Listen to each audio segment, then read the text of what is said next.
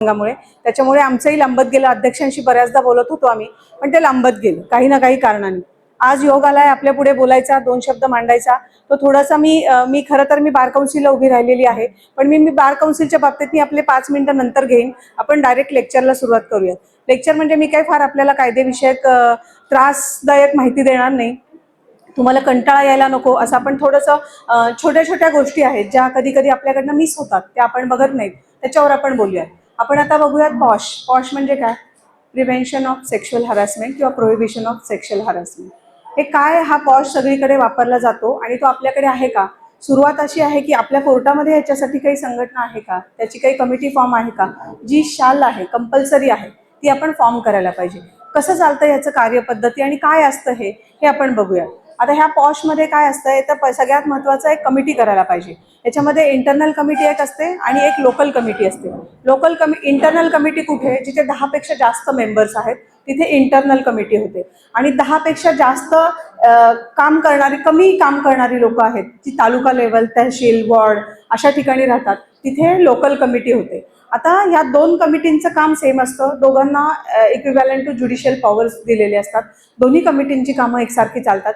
फक्त डेझिग्नेशनचा फरक असतो, वातावरणाचा फरक असतो, एरियाचा फरक असतो. इंटरनल कमिटीमध्ये साधारण तुम्हाला जास्तीत जास्त कमीत कमी 3 पेक्षा कमी जास्त सदस्य असले नाही पाहिजेत. किमान तुम्हाला 3 सदस्य तरी लागतात. त्याच्यामध्ये जास्ती तुमचे किती चालतात? 11 असतात, कोणाचे 13 असतात. काही काही कंपनीजमध्ये सब कंपनीज असतात, तो एकच कमिटी फॉर्म करतात. अशावेळी जास्त पण मेंबर असू शकतात. अशामध्ये शक्यतो महिला मेंबर, तुमची जी सिनियर एम्प्लॉई असते ती त्याची चेअरपर्सन असली पाहिजे, कंपनीमध्ये काम करणारी. आता सगळ्यात महत्त्वाचं, फक्त कंपनीसाठी हा कायदा लागू आहे का? तर नाही. सगळीकडे registered, non registered, school tribunals, court, private sector, hotelling, residential area, dwelling house. आता ड्वेलिंग हाऊसमध्ये कसं? तर ड्वेलिंग हाऊसमध्ये मेड काम करतात, मग त्यांच्यासाठी लोकल कमिटी असते. मग प्रत्येक ठिकाणी रजिस्टर्ड, नॉन रजिस्टर्ड कुठलीही ऑर्गनायझेशन असेल तर तिथे ही कमिटी कंपल्सरी फॉर्म झाली पाहिजे. ह्याच्यामध्ये चेअरपर्सन आता इंटरनल कमिटीमध्ये त्या कंपनीतली, कारण की कंपनी एरियाज जे असतात तिथे इंटरनल कमिटी असते बऱ्यापैकी, जिथे 10 पेक्षा जास्त वर्कर काम करतात. मग जेव्हा चेअरपर्सन सिनियर एम्प्लॉई असते कोणीतरी, 2 NGO मधनं, एक NGO मधनं बाहेरनं घेतलं जातं आणि 2 त्याच कंपनीतले एम्प्लॉई त्या कमिटीमध्ये असले पाहिजेत. NGO मधनं का घ्यायचं किंवा सोशल ऍक्टिव्हिस्ट का घ्यायचं? ज्यांना थोडंसं ऍडव्होकसीचं ज्ञान आहे अशी लोक का घ्यायची? तर त्या कमिटीचं काम हे कोर्टाप्रमाणे चालतं. त्याच्यामध्ये पारदर्शकता राहिली पाहिजे, पार्शियलिटी नाही झाली पाहिजे, इम्पार्शियल काम झालं पाहिजे. म्हणून NGO आणि सोशल ऍक्टिव्हिस्ट आणि वकील वर्गातनं कोणीतरी कमिटीवर त्या असणं आवश्यक असतं. लोकल कमिटीला काय असतं तर डिस्ट्रिक्ट मॅजिस्ट्रेट किंवा additional district magistrate, deputy collector अशी जी लोक आहेत त्यांना, कलेक्टर आणि डेप्युटी कलेक्टर यांना गव्हर्नमेंटकडून यांची अपॉइंटमेंट होते आणि मग ते वॉर्ड लेवल, तालुका लेवल, ब्लॉक, वॉर्ड ऑफिस अशा माध्यमातून ते तिथली लोक त्या कमिटीचं चेअरपर्सन नेमतात. आणि बाकी मग त्यांच्या लोकल बॉडीमध्ये जी लोक असतात, जी काम आपण करतो, जिथे जी लोकल कमिटी जी काम करत असते, वॉर्ड ऑफिस, तहसील, तालुका या लेवलवरची जी माणसं असतात ती त्या कमिटीमध्ये घेतली जातात. या कमिटीचं काम काय असतं तर तुमच्या आवारामध्ये, म्हणजे तुम्ही जी माणसं तिथे काम करतात त्या आवारामध्ये त्यांना कोणत्याही प्रकारची सेक्शुअल हॅरॅसमेंट झाली तर त्याच्यासाठी प्रिव्हेन्शन, प्रोहिबिशन आणि रिड्रेसल म्हणून ह्या कमिटीचं काम असतं. आता सगळ्यात महत्त्वाचं, या सेक्शुअल हॅरॅसमेंट याची व्याख्या काय? पूर्वी सेक्शुअल हॅरॅसमेंटची व्याख्या खूप लिमिटेड होती. आता सेक्शुअल हॅरॅसमेंटची व्याख्या खूप व्यापली आहे. म्हणजे जसं जसं काम वाढतं, जसं जसं मॉडर्नायझेशन वाढतं, तशा तशा कायद्याच्या आणि त्याच्या कन्सेप्टच्या व्याख्या बदलत जातात. मग सेक्शुअल हॅरॅसमेंट म्हणजे काय? तर कुठलीही हॅरॅसमेंट ज्याच्यामध्ये सेक्शुअली कलर्ड रिमार्क्स पास केले जातात, एखाद्या महिलेला कामाच्या वेळेव्यतिरिक्त थांबवलं जातं, तिला कामाच्या बदल्यात तुला काहीतरी देईन असं आमिष दाखवून तिच्याकडनं काम करून घेतलं जातं, संध्याकाळी 7 नंतर तिला कामाच्या ठिकाणी थांबवून घेतलं जातं, तिला कुठलेही तिचं स्टॉकिंग केलं जातं, तिचा पाठलाग केला जातो, तिला पॉर्नोग्राफिक फिल्म दाखवली जाते किंवा मोबाईलवर एखादं पॉर्नोग्राफिक किंवा ब्लू फिल्मचं चित्र ठेवून, अडल्ट पिक्चर ठेवून तिला दाखवलं कामाच्या ठिकाणी, ती सुद्धा सेक्शुअल हॅरॅसमेंट असते. मग ह्याच्यासाठी कशी तरतूद आहे? ह्या कमिटीचं काय काम चालतं? तर ही जी कमिटी आहे या कमिटीला सगळ्यात महत्त्वाचं, ती प्राइमा फेसी एव्हिडंट कमिटी असली पाहिजे. म्हणजे काय? तर मी आता तुमच्या कोर्टातनं आत आले असं आपण समजूया की हे एक प्लेस आहे, वर्किंग प्लेस आहे, इथे आपण सगळे काम करतो. मग इथे कमिटी आहे का? तुमच्याकडे कमिटी असणं आवश्यक आहे. ती तुम्ही फॉर्म केलीच गेली पाहिजे, कारण की जर ती कमिटी केली गेली नाही तर मग आपली जी काही आपल्याला ज्या काही मिळालेले प्रमाणपत्र आहेत, ज्या काही आपल्याला सर्टिफिकेट्स मिळालेले आहेत, म्हणजे उदाहरणार्थ शॉप ॲक्ट लायसन असेल किंवा बारचं रजिस्ट्रेशन असेल, हे कॅन्सल होऊ शकतं. 50,000 रुपयापर्यंत दंड होऊ शकतो जर कोणी तक्रार केली तर. कारण की या कमिटी स्थापन करणं हे कंपल्सरी आहे. मग आता एव्हिडंट कशी असली पाहिजे, तर तुमच्या आवारातनं आत आल्याबरोबर त्या कमिटीचा बोर्ड लागलेला असला पाहिजे. त्याच्यावर तुमचे चेअरपर्सन कोण, कमिटीमध्ये कोण कुठल्या डेझिग्नेशनला काम करतोय, त्यांचं बसण्याचं ठिकाण काय आहे, ते आठवड्यातनं, महिन्यातनं, वर्षातनं किती वेळा बसतात आणि त्यांचे फोन नंबर, हे एव्हिडंटली त्या बोर्डवर असलं पाहिजे, जेणेकरून त्याची माहिती लोकांना प्रायमा फेसी बघितल्या कुठेही एंट्री केल्या सहज पद्धतीने मिळेल. आणि ती नसेल तर त्याला सुद्धा दंड आहे. म्हणून ह्या कमिटीची नावं प्रायमा फेसी बोर्डावर असणं, लोकांना लगेच अवेलेबल असणं हे गरजेचं आहे.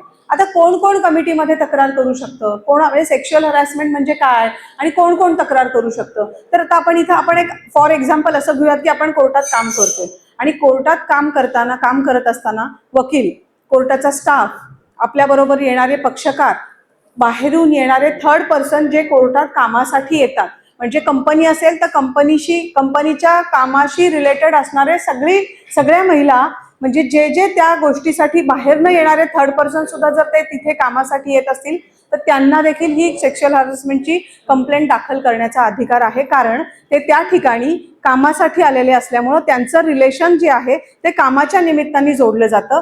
म्हणून त्या लोकांना सुद्धा या कमिटीकडे तक्रार करण्याची मुभा असते. मग आता या कमिटीमध्ये कशा पद्धतीने ती कंप्लेंटची प्रोसिजर होते, तर सगळ्यात आधी तुमची कंप्लेंट ही 90 दिवसाच्या आत, घटना घडल्यानंतर 90 दिवसांच्या आत ती कंप्लेंट दाखल गेली पाहिजे.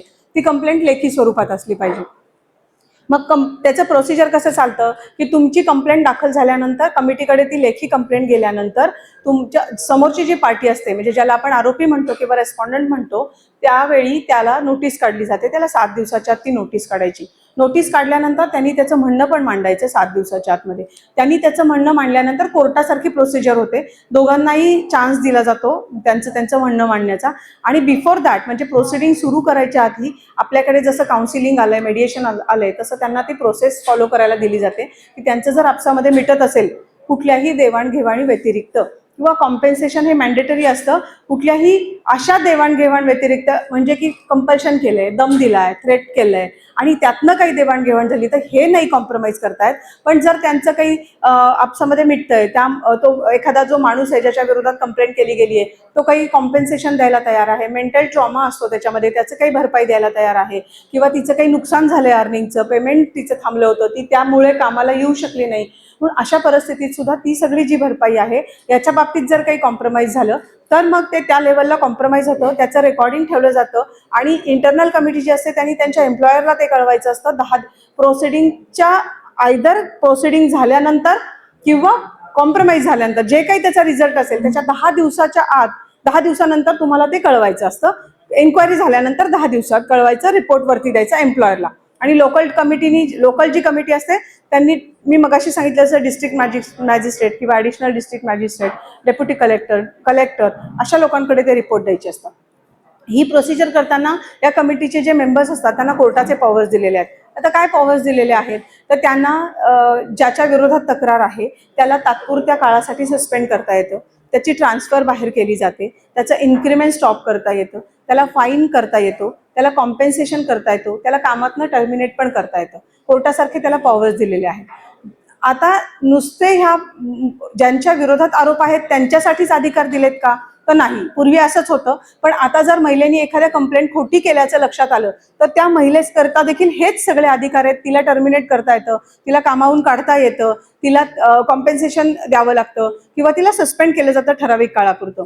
आता जेव्हा एन्क्वायरी चालू असते तेव्हा त्या महिलेला ती लीव्ह ग्रँट करण्याची एक मुभा आहे की जर एन्क्वायरी चालू असताना तिची मानसिक स्थिती ठीक नसेल तर तिला तेवढी लीव्ह त्या कालावधीपुरती दिली जाते, जी त्याच्यामध्ये तिचं पेमेंट कट केलं जात नाही. म्हणजे विथ पेमेंट तिला ती लीव्ह दिली जाते, तिला मेडिकल एड दिला जातो. आता आपण जो ट्रॉमा आहे, जो मेंटल ट्रॉमा असतो तो कन्सिडर केला जातो. म्हणजे ही जी प्रोसिजर आहे ती मेंटल ट्रॉमाचं प्रोसिजर हे कन्सिडर केलं जातं की जर एखाद्या बाईला तिच्यावर विरुद्ध सेक्शुअल हॅरॅसमेंट झाली असेल तर ती त्या काय ट्रॉमॅतनं गेली असेल आणि मग त्या पद्धतीने तिला त्या माणसाचं डेझिग्नेशन काय आहे, त्याचं सॅलरी काय आहे, त्याच्या कुठल्या पद्धतीत त्याची सॅलरी त्याला मिळते, मग इन्स्टॉलमेंट असतील किंवा लमसम असेल, असं तिला कॉम्पेन्सेशन दिलं जातं.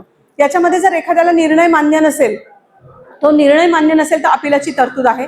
अपील तुम्हाला 90 दिवसाच्या आत अपील करायचं असतं आणि एन्क्वायरी 60 दिवसाच्या आत पूर्ण करायची असते. अशी ही छोटीशी जी सेक्शुअल हॅरॅसमेंटची कमिटी आहे, पॉश ज्याला म्हणतात, त्याचं एक छोटंसं उदाहरण आपण बघूया जेणेकरून आपल्याला काय करायला नको आहे हे कळतं. आपल्याकडे शिक्रापूरला एक कंपनी आहे. त्या कंपनीमध्ये एक 22-23 वर्षांची मुलगी काम करत होती आणि तिथे कंपनीत काम करणारा एक 52-53 वर्षाचा माणूस तिला नेहमी हरॅस करायचा. तो हरॅस काय करायचा, तर ती आली की तिच्या मांडीला हात लाव, तिच्या खांद्यावर हात फिरव, तिला पॉर्नोग्राफिक फिल्म दाखव, तिला कामाच्या वेळेनंतर थांबवून ठेव. हे असं करता करता तिला इरिटेशन व्हायला लागलं आणि तिने त्याची कंप्लेंट त्या कमिटीकडे दिली. कंपनीचं नाव जायला नको म्हणून कंपनीने ती कंप्लेंटच प्रोसीड केली नाही आणि जवळजवळ वर्षभर ती कंप्लेंट अशीच नुसती पडून राहिली. मग ती कंटाळून मुलगी, कारण तिला त्रास कंटिन्यू होत राहिला आणि असं झालं की कंप्लेंट करून पण काही होत नाही, म्हणजे मी किती भारी आहे किंवा मी तुला आणखीन त्रास देऊ शकतो. मग तिनं ती आमच्याकडे आली. माझी एक हेल्पलाईन आहे, भगिनी हेल्पलाईन म्हणून, जिचं आम्ही ऑल ओव्हर महाराष्ट्र आपण महिलांसाठी फ्री ऑफ कॉम करतो. त्याच्यामध्ये मेडिकल एड आहे, मेडिकल शेल्टर आहे, लिगल एड आहे, पोलीस कंप्लेंट्स आहे, अशा अनेक प्रकारची हेल्प आपण महाराष्ट्रामधल्या सगळ्या बायकांना करत असतो. म्हणून ती माझ्या हेल्पलाईनकडे ती कंप्लेंट घेऊन आली. ती आमच्याकडे कंप्लेंट घेऊन आल्यानंतर आम्ही शिक्रापूर पोलीस स्टेशनला ती कंप्लेंट फाईल केली. याचे अधिकार आपल्याला पोलीस स्टेशनला फाईल करायचे पण असतात. मग आम्ही ती फाईल केल्यानंतर एन्क्वायरी, पोलिसांनी FIR लिहून घेतलं आणि एन्क्वायरी चालू केली. एन्क्वायरी चालू केल्यानंतर कंपनी घाबरली, कारण पोलीस कंपनीमध्ये गेले चौकशी करायला. मग त्यांना असं झालं की आपल्या कंपनीचं बदनामी होईल, तो माणूस अरेस्ट होईल आणि आपल्याकडे पण पेंडिंग आहे कंप्लेंट आणि आपण त्याची इन्क्वायरी केली नाही तर आपल्या विरोधात सुद्धा काहीतरी इनिशिएट होईल इन्क्वायरी. म्हणून त्यांनी ती कंप्लेंट इनिशिएट करायला सुरुवात केली आणि पोलिसांना सांगितलं की आमच्याकडची प्रोसिजर करतो, त्याच्यानंतर तुम्ही ऍक्शन घ्या. मग त्यांनी ती प्रोसिजर चालू केली. ती प्रोसिजर जनरली अशीच कोर्टासारखी असते की असा डायस बसतो, असे समोरासमोर त्यांना बसवतात, त्यांचा जो काही हॉल असतो तिथे, त्यांचा जो काही भरते मीटिंग तिथे. आता त्यांचं एक रूल बुक असतं, प्रत्येक कंपनीचं, प्रत्येक वर्किंग सेक्टरचं एक रूल बुक असतं, सर्व्हिस बुक असतं. मग त्याच्यामध्ये ते लिहिलेलं असतं की हा रूल्स मोडल्यानंतर कशी शिक्षा करायची, काय दंड करायचा, हे त्यांच्या सर्व्हिस बुक प्रमाणे ते प्रत्येक ठिकाणी असतं. मग त्याप्रमाणे तिची एन्क्वायरी घेतली गेली. एन्क्वायरी घेता घेता कंपनीची बदनामी होऊ नये म्हणून त्या मुलीला उभं केलं आणि तिला अनेक प्रश्न विचारण्यात आले, ते फिर्यादी असून. आता तिथे वकिलांना एंट्री नाही, त्याच्यामुळे तिला आम्ही बाहेरनं फक्त मदत करत होतो. मग तिला एन्क्वायरीत अनेक असे वाईट प्रश्न विचारल्यानंतर तिच्यावरच हॅरॅसमेंट झाल्यासारखं, तिच्या हातात फोन होता, तिला राग आल्यानंतर तिने तो फोन आपटला. तो फोन आपटल्यानंतर समोरच तो माणूस बसला होता, तो फोन त्यातला जाऊन लागला, तो फोन थोडक्यात त्याच्या अंगावर गेला. मग तिथे कमिटी समोर त्या मुलीने त्या माणसाला मारहाण केली म्हणून तिच्यावर वेगळी इन्क्वायरी बसवली. म्हणजे पुन्हा तिला हरॅश करण्यात आलं आणि ती घाबरली मुलगी, ती माझ्यावर, आणि तिला सस्पेंड केलं. कारण नसताना तिला सस्पेंड करणं हे कंपनीच्या विरोधात जात होतं. तिचं पेमेंट पण स्टॉप केलं होतं, ज्याची तिला कायद्याची माहिती नसल्यामुळे किंवा तिने प्रॉपर ऍडवाइस न घेतल्यामुळे तिला हे कळू शकलं नाही आणि वर्षभर तिचं पेमेंट स्टॉप झालं. मग आमच्याकडे आल्यानंतर त्यांनी आम्हाला सांगितलं की नाही, तुम्ही हे पोलीस स्टेशनची FIR काढून घ्या, आम्ही तिला पेमेंट देतो म्हणजे उपकार नाही करत, ते द्यावंच लागणार होतं, ते देणारच होते, वर आम्ही तिला 1 लाख रुपये नुकसान भरपाई देतो. असं करून करून मुलगी खूप गरीब घराण्यातली होती, तिला खूप हरॅश केलं, तिच्या आई वडिलांना खूप प्रेशराईज केलं आणि तिला नंतर काही कालांतरांनी तिला प्रेशराईज करून तुला नोकरीवर ठेवतो, तुझी नोकरी जाणार नाही म्हणून ती कंप्लेंट तिला काढून घ्यायला लागली. हे असं आपण सुद्धा, आपण वकील असतो, आपण खूप कायदा जाणतो, आपण लोकांना सांगतो, पण कधी कधी आपल्यावर वेळ आल्यानंतर आपण पण अशा परिस्थितीतनं 2 पावलं मागे घेतो. तर आपल्याला 2 पावलं मागे कुठून घेतली गेली पाहिजेत आणि का नाही घ्यावीत याचं पण ज्ञान असलं पाहिजे. कारण की जर आपणच असं वागायला लागलो तर आपण लोकांना सल्ले देऊ शकत नाही. म्हणून आपल्याकडे पण ही कमिटी असणं आवश्यक आहे. नसेल तर तुम्ही ती फॉर्म करा, कारण की मी विचारणार तुम्हाला ही कमिटी तुमच्याकडे आहे की नाही आणि मला त्याची यादी हवी सगळ्यांची. सो अशी यादी आपल्याकडे, अशी कमिटी फॉर्म असली पाहिजे. एव्हिडेंटली त्याचे तुमचे वर्षाचा तुम्हाला अॅन्युअल रिपोर्ट तुम्हाला सादर करावा लागतो, तो केला गेला पाहिजे. 3-3 वर्ष कमिटीचे मेंबर्स तेच राहिले तरी चालतात. तुम्हाला बदलायचं असेल तर त्याची कारणं दिली गेली पाहिजेत. जर एखाद्या कमिटी मेंबरवर एन्क्वायरी असेल, एखादी कंप्लेंट असेल, छोटासा जरी आरोप असेल तर तो कमिटीमध्ये राहता कामा नये. त्यांचं जे काही रेम्युनरेशन असतं, साधारण दिवसाचं 200 रुपये आहे, ते मिनिमम दिलेलं आहे, पण ते कंपनी त्यांच्या ऐपतीप्रमाणे किंवा टर्नओव्हर प्रमाणे ते देते. मग ते त्यांचं रेम्युनरेशन हे गव्हर्नमेंट कडून ठरलं जातं आणि मग त्यांचे एम्प्लॉयर त्यांना देतात. आता प्रत्येक वेळी रिपोर्ट हा कोणाकडे, मी मगाशी सांगितलं तसं, जिथे इंटरनल कमिटी आहे त्यांनी त्यांच्या एम्प्लॉयरकडे तो द्यायचा आणि मग एम्प्लॉयर ऍक्शन्स घेतो. जसं सर्व्हिस बुक आहे, रूल बुक आहे त्यांचं, त्याच्यामध्ये ज्या काही शिक्षणची तरतूद आहे त्याच्याप्रमाणे त्या ऍक्शन्स घेतल्या जातात. जर एखाद्याला असं वाटलं की आपल्याला ही केस पुढे न्यायची, आपल्याला हा न्याय मिळाला नाही, तर मग ते जे काही रिलेटेड कोर्ट्स असतात, म्हणजे आता स्कूल असेल तर स्कूल ट्रिब्युनल असेल, कन्झ्युमर असेल तर कन्झ्युमर फोरम असेल, लेबर असेल तर लेबर कोर्ट असेल, असे जे काही वेगळे वेगळे फोरम दिलेले आहेत, ट्रिब्युनल दिलेले आहेत, त्या कोर्टापुढे त्या पद्धतीच्या कंप्लेंट्स चालतात. अदरवाईज आपण ज्या कोर्टामध्ये आयपीसीच्या सेक्शन प्रमाणे चालवतो, आता नवीन बीएनएसएस आणि बीएनएस प्रमाणे चालवतो, तशा त्या कंप्लेंट्स फाईल होतात, जशा पोलिसांकडे त्याच्या एफआयआर होतात, तशा त्या रेग्युलर रुटीन प्रमाणे कोर्टात आपल्याला दाखल करण्याची आपल्याला मुभा आहे.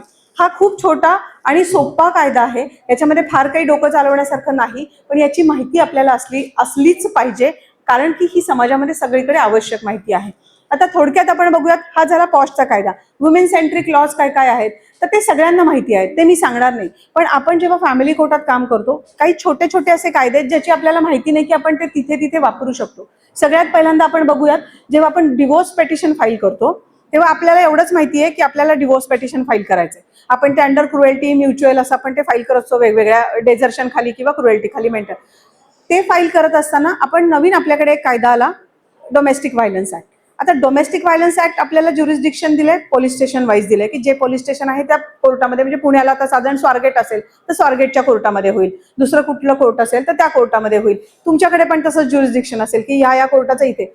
पण आपल्याला एक मुभा अशी आहे की जेव्हा आपण मल्टिप्लिसिटी ऑफ ॲम्पल लिटिगेशन टाळायची असेल तर डिवोर्स पेटिशनमध्ये section 26 of domestic violence act प्रमाणे आपण डिवोर्समध्ये डोमेस्टिक व्हायलन्सचं ऍप्लिकेशन फाईल करू शकतो.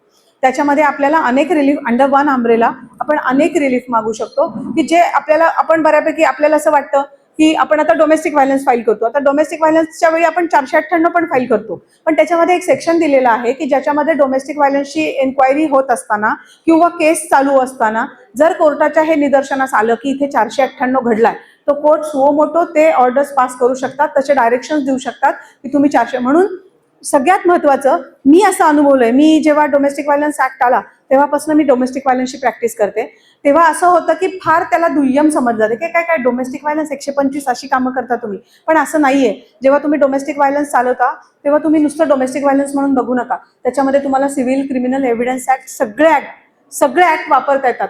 म्हणजे तुम्ही केस आपल्याकडे आल्यानंतर ती कॉम्प्रोमाइज होईल अशा उद्देशाने बघितलं तर आपण काही शिकू शकत नाही, पण आपल्याला ती मेरिटवर चालवायची असं बघितलं तर आपल्याला त्याच्यामध्ये सगळे कायदे वापरता येतात आणि आपला सगळ्या कायद्यांचा अभ्यास होतो. आता फॅमिली कोर्टमध्ये आपण काम करत असताना आपण डिवोर्स पेटिशन फाईल करतो.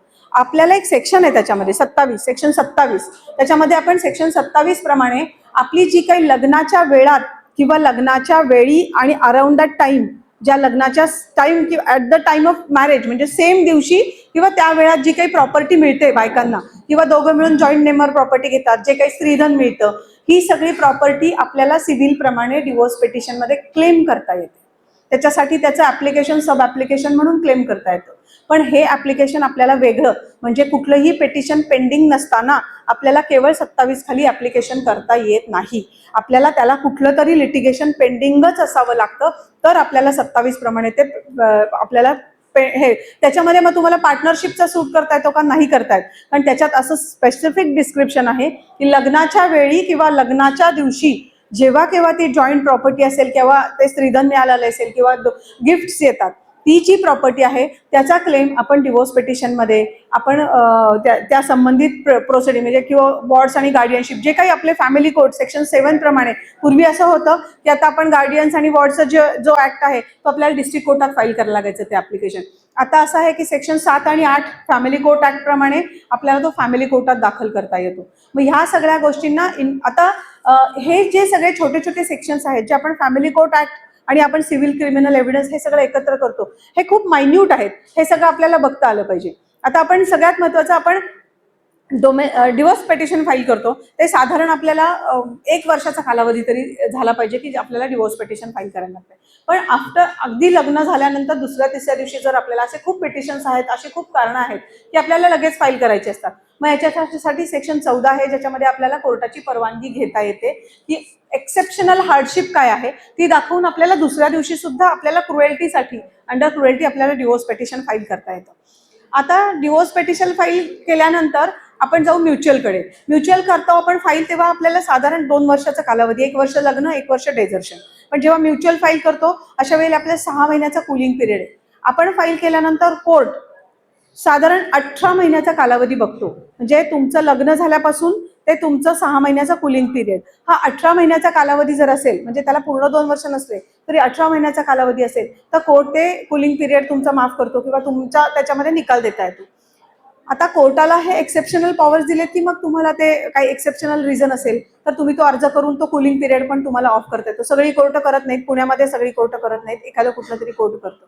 मग आता आपण हे जे काही करतो या सगळ्या गोष्टी करत असताना आपल्याला ह्या सगळ्या कायद्यांची सांगड घालता आली पाहिजे, कारण हे सगळे कायदे हे इंटरकनेक्टेड आहेत. नुसतं फॅमिली कोर्ट ऍक्ट आहे म्हणून आपल्याला जर एखाद्या ठिकाणी खूपदा असं होतं की आपण फॅमिली कोर्टला गेलो की फॅमिली कोर्टवाले म्हणतात तुम्ही फॅमिली कोर्ट ऍक्टच बोला, फक्त बाकीचं बोलू नका.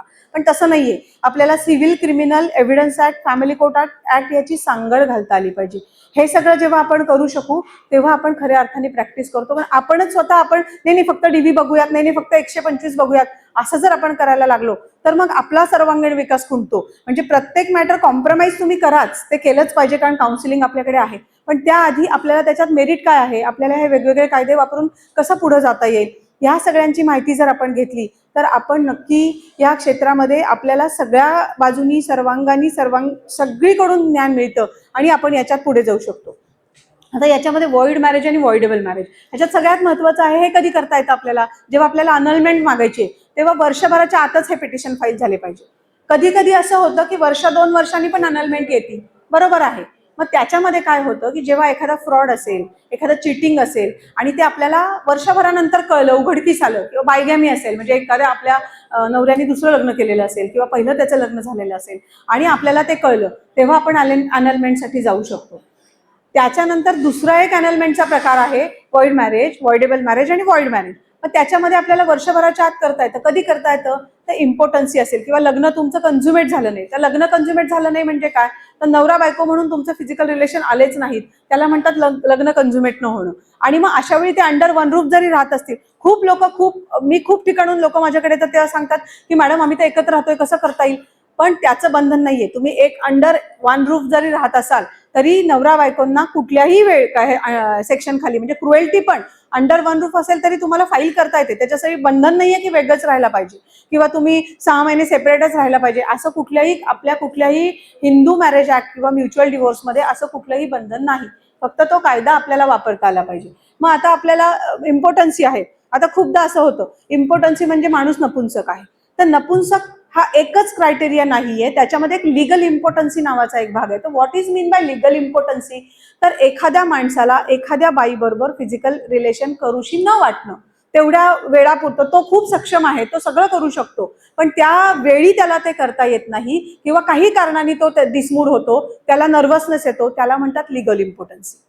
मग अशा वेळी सुद्धा तुम्ही लिगल इम्पॉर्टन्सी खाली अनलमेंटसाठी जाऊ शकता. त्याच्यावर खूप सुंदर सुंदर ऑनरेबल सुप्रीम कोर्टाचे सायटेशन्स आहेत, ज्याच्यामध्ये आपल्याला खूप व्हास्ट हा विषय मांडलेला आहे. आणि लिगल इम्पॉर्टन्सी याला पण म्हणतात की लग्न झाल्यानंतर तुमचे 1-2 वेळा रिलेशन आले पण तुमचे रिलेशन आले नाही, याच्यावर एक ऑनरेबल सुप्रीम कोर्टाचं खूप सुंदर सायटेशन आहे की ते फ्रिक्वेंटली आले पाहिजे. ते फ्रिक्वेंटली नाही आले तरी तुम्ही लिगल इम्पॉर्टन्सी खाली जाऊन तुम्ही अनलमेंटसाठी दाखल करू शकता. म्हणजे कायदा आपला खूप सुंदर आहे, तो आपल्याला इंटरप्रेट करता आला पाहिजे. परत आता आपण बघतो की एखाद्या माणसाचं लग्न झालेलं आहे आणि मला ते कळतंय की माझ्या नवऱ्याचं पहिलं लग्न झालंय पण मला उशिरा कळलंय.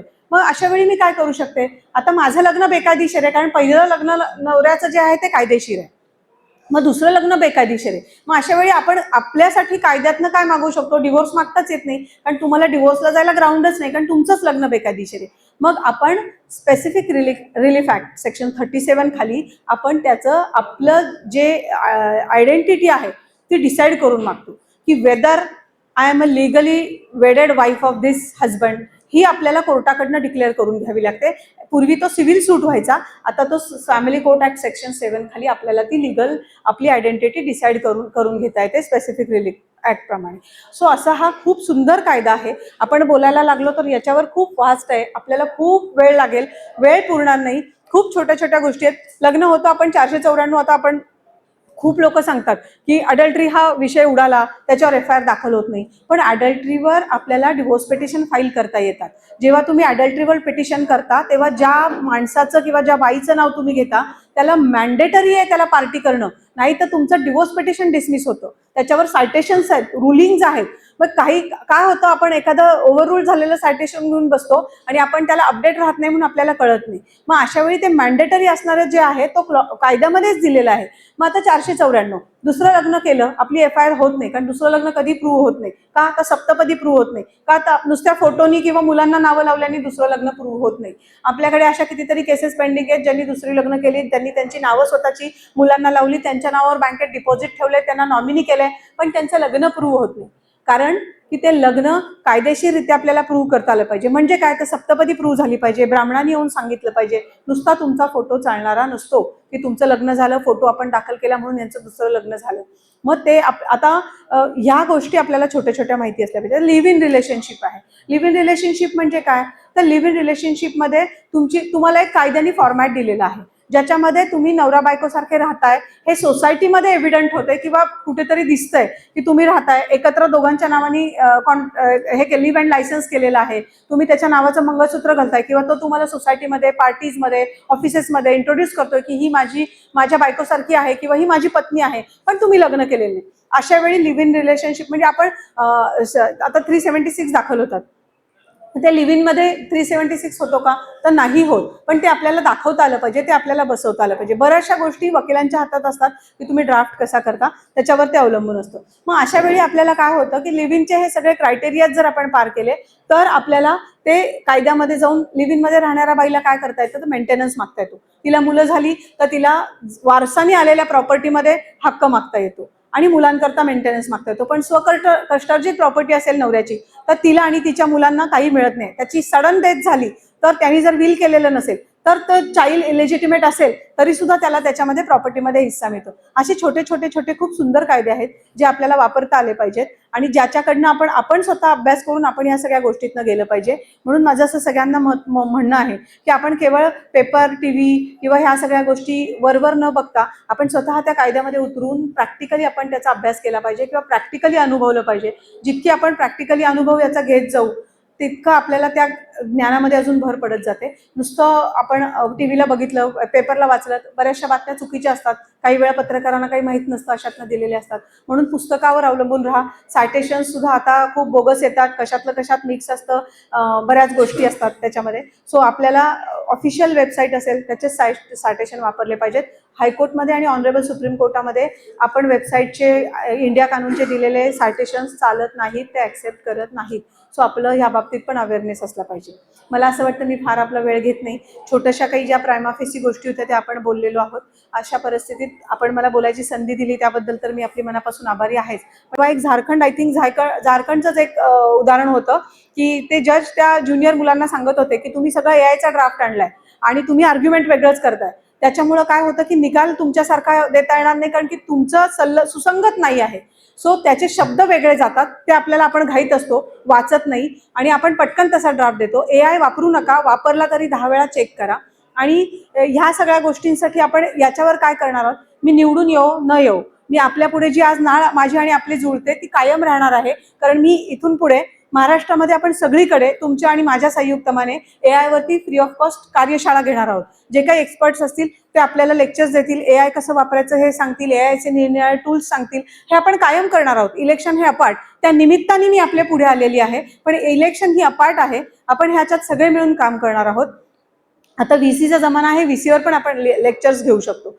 दुसरी महत्त्वाची गोष्ट म्हणजे इलेक्शनला उभं राहायच्या आधी आम्ही एक वेबसाईट लॉन्च केलेली आहे, ज्याच्यामध्ये आम्ही हाच पुन्हा विषय की ज्युनियर मुलं आहेत ती आता ज्युनियरशिप करत नाहीत, त्यांना पटकन रेडी हवं असतं काहीतरी, किंवा सिनियर गडबडीत असतील तर आजचं डिक्टेशन होईपर्यंत थांबून राहतात की आता काय लिहायचं, अडखळायला होतं, कारण की एवढी प्रॅक्टिस, एवढी ज्युनियरशिप कोणी करत नाही. म्हणून आपण एक ॲडव्होकेट सुप्रिया कोठारी .in अशी एक वेबसाईट लॉन्च केली, ज्याच्यामध्ये आपण ऍडजमेंट पासून status quo, bailable, non bailable, address पुर्शिस, फॅमिली कोर्टामध्ये लागणाऱ्या गोष्टी, जे जे काही कसं फायलिंग असतं त्याचं सिंक्रनायझेशन, ह्या सगळ्या गोष्टी आपण त्याच्यामध्ये अपलोड केलेल्या आहेत. त्याच्यामध्ये आपण बेसिक अर्ज आहेत, आपण अजून ते करतोय. काही इंग्लिशमध्ये अर्ज जास्त केलेत, कारण की बऱ्याच वेळा काय होतं, मी ग्रामीण भागातली आहे, ग्रामीण भागातल्या मुलांना थोडंसं सिटीमध्ये आल्यानंतर, आताची पिढी नाही म्हणत मी, मधली पिढी, थोडंसं न्यूनगंड येतो की इंग्लिशचा प्रॉब्लेम येतो. पण अशा वेळी मग थोडंसं आपल्या सोप्या भाषेत असेल तर किमान आपल्याला कम्युनिकेट करता आलं पाहिजे, आपली पण प्रॅक्टिस होते, म्हणून इंग्लिशवर जरा जास्त भर दिलेला आहे. मराठी पण आपण अपलोड करतोय. काही कायद्यांचे PDF आपण त्याच्यात अपलोड केलेले आहेत आणि सायटेशन्स आहेत.